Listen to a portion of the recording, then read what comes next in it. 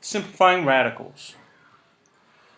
Okay, so most of you know what this means whenever you see it. This means the square root of 144. What we might not remember is that this house is called the radical. Okay, the radical, the thing that's on the inside, the expression on the inside. In this case, it's a number. 144 is called the radicand. Okay, when you put a radical and a radicand together, you've got a radical expression. Okay, so what we're going to be doing is simplifying radical expressions. Okay, the square of any real number is always positive or zero, because a positive number times a positive number is always positive, and a negative number times a negative number is always positive. So when you multiply a number by itself, you will always get a positive number, or zero in the case of zero, because 0 times 0 is 0. So there's no way that you can get a negative number when you're squaring a number. Okay? That's an important concept to know.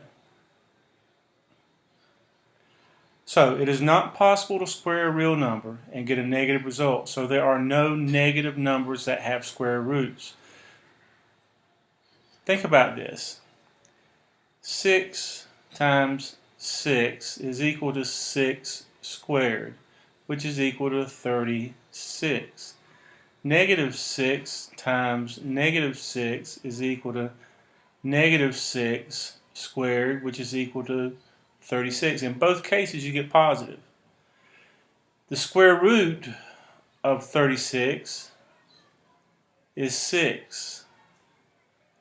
Or the square root of 36 is negative 6. But there is no way that on the inside of the radical that you can have negative 36, because there is no way to multiply a number by itself and get a negative number. So inside the radical, there cannot be a negative number. Because you know that, determine the value of x that makes the expression a real number. What could this x be that would make this a real number? And by the way, when I say a real number, there are imaginary numbers. So you're only going to be dealing with real numbers, and in a later time you'll learn what imaginary numbers are. But right now you know that real numbers include fractions and integers and whole numbers and zero. Okay? So what can you do to this x to make it a real number?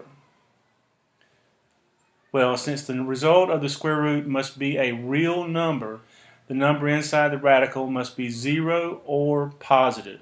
Okay, because you can't have a negative number in there. So x has to be greater than or equal to 0. It can be 0 or it can be positive. Therefore, its x is greater than or equal to 0. Alright, what about this one? Determine the value of x that makes the expression a real number. Remember, x plus 2 has to be positive. So it has to be it has to be 0 or a positive number to be real. Okay? So, because you cannot have a negative number inside here. Okay? So the x plus 2 has to result in a number that is 0 or greater. So we set x plus 2 greater than or equal to 0. We solve it, and we get x is greater than or equal to negative 2. So we would put negative 2 here plus 2, and you would get the square root of 0. Okay? Or you could put negative 1 or 0 or 1 or 2 or anything greater than negative 2. Okay, your turn.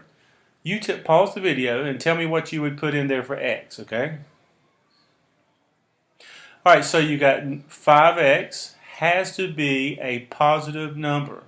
And a positive number is greater than or equal to 0, okay? So we've got divide by 5, and you get x is greater than or equal to 0. One more.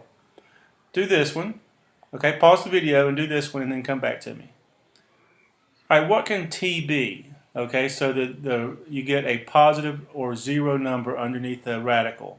So we go t is greater than or equal to 0 plus 5 plus 5. T is greater than or equal to 5. So you can put 5 in for t, or you can put a number greater than 5 in for t. Good job. All right, now if we're going to simplify some radicals, okay, what that means is that the square root of t squared, let's look at this first. What's the square root of 9? Square root of 9 is a number that you can multiply by itself and get 9. So that would be 3, because 3 times 3 is equal to 9. The square root of 16 is a number that you can multiply by itself and get 16. So a square root of 16 would be 4, because 4 times 4 is 16. 4 is the square root. 3 is the square root. So when we come over here to square root of t squared, that would be t, because you can multiply t by t and get t squared. Square root of 9x squared would be 3, because the square root of 9 is 3, and x, because the square root of x squared is x. Okay? Over here, whenever you have a negative number inside, it's important that you go ahead and simplify it first. So negative 7 times negative 7 gives you 49, and the square root of 49 is 7. And then over here we've got x plus 3 squared. You've got x plus 3 squared, which is x plus 3 times x plus 3. So the square root of x plus 3 squared would simply be x plus 3. A reminder here, okay, when we say the square root of something, we typically write just the t, but it can be t or negative t. It can be 3x, or it can be negative 3x. It can be 7, or it can be negative 7. Okay? So it can be the negative version or the positive version. Okay, evaluate this expression to see if it's going to result in a real number, okay? For x equals 4. So what we're going to do is we're going to take 4 and we're going to put it in for x. So it'll be 3 times 4 minus 12. That'll give you 12 minus 12, which will give you the square root of 0. And the square root of 0 is 0. So yes, it's a real number. But all you had to do was take the 4, plug it in for the x, and see what it resulted in. Okay, now the square root of 4 times the square root of 4. What would be the answer to that? Well, let's go about it this way. We've got the square root of 4 is 2, and the square root of 4 is 2. 2 times 2 is 4. These little 3 dots together mean therefore. So therefore, the square root of 4 times the square root of 4. Look up here. Square root of 4 times square root of 4.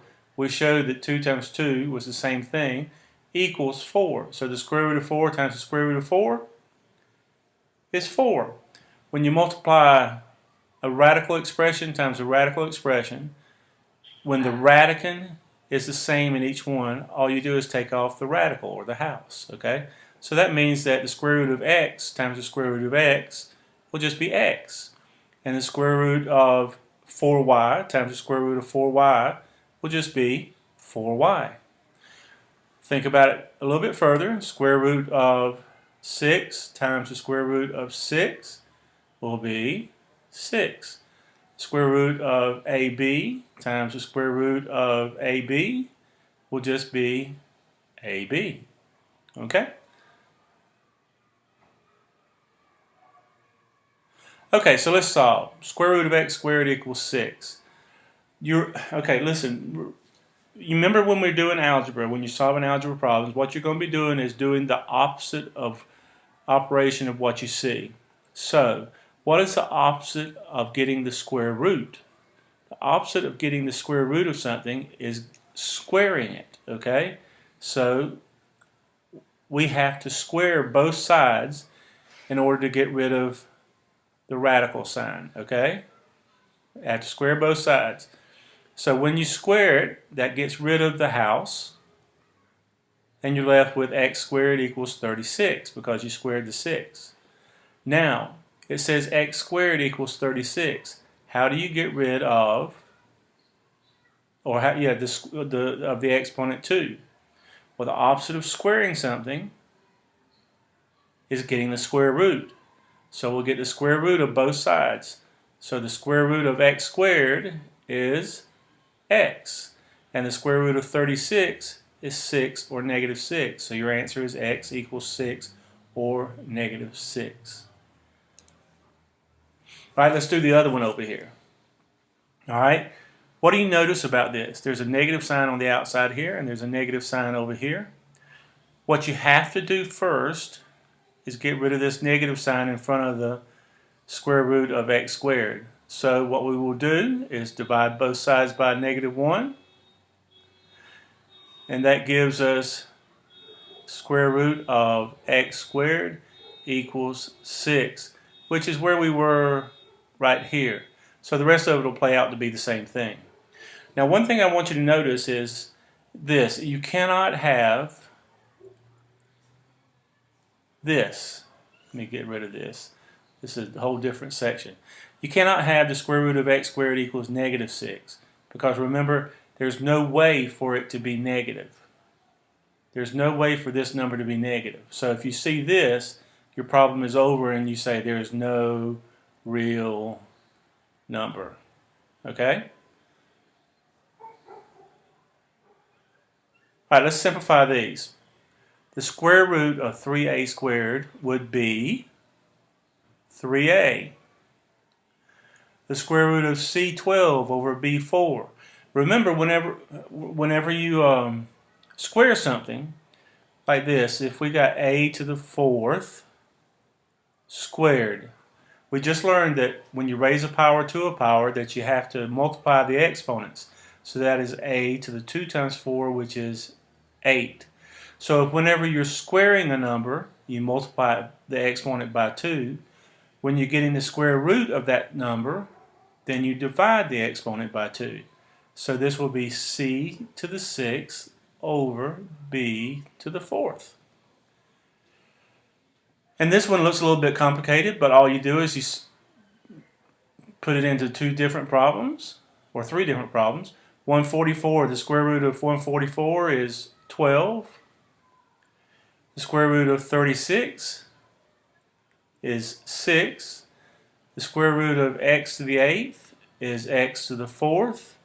And the square root of y to the 6th is y to the 3rd. And then 12 over 6 is 2.